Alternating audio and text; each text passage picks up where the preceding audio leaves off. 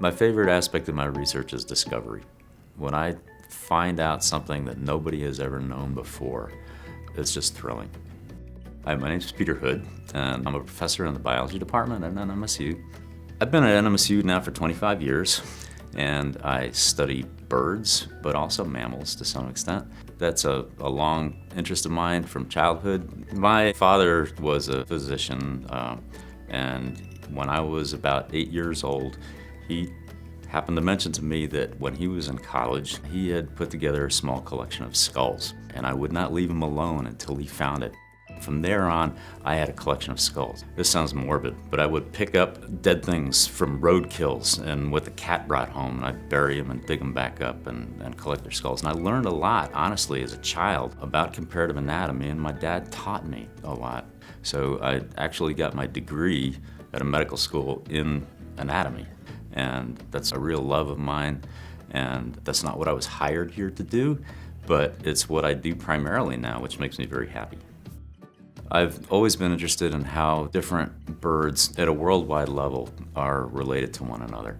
So I do study birds from fossils, and I found that fascinating because you can find things that nobody else has ever seen before, and they're puzzles.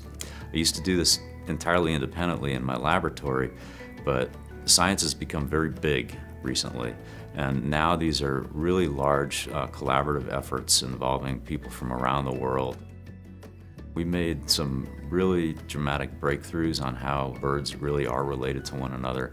People tend to group things together that look similar, and birds that had long legs and long necks had tended to be put together.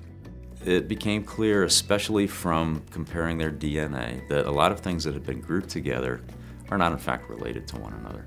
As we look at the whole group of birds, the classification of those is traditional. It goes back to more than a century in general, hasn't changed very much at all.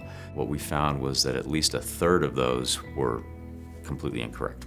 And in fact, it's very surprising that birds that look very different are sometimes each other's nearest relatives.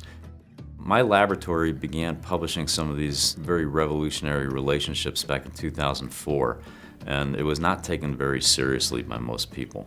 In this latest major study, we really nailed things down, and people are not able to just dismiss these as spurious results anymore.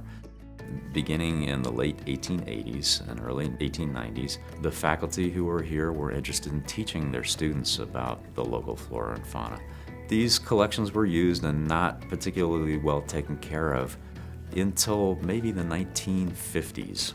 There were faculty who said, we really need to protect these things with what's left of these now historical specimens and put them in cabinets and make a real museum. And this is the oldest collection here in the entire Southwest region. It's historically very important. There are things that were collected back in those times that have not even been seen here since. You need to have somebody who's got that collector gene, which I have. I was born with it. So I've made an effort to seek out opportunities. For example, from National Marine Fisheries, we got a whale skeleton. Now, how many people in New Mexico get to see a whale skeleton? But now they can. It's on public display in the biology department at Foster Hall. I have a family, and it's the most important thing in my life. We have really set down roots in this community. It's a beautiful place, and I just can't imagine picking up and moving anywhere else. Peter Houde, Department of Biology, College of Arts and Sciences.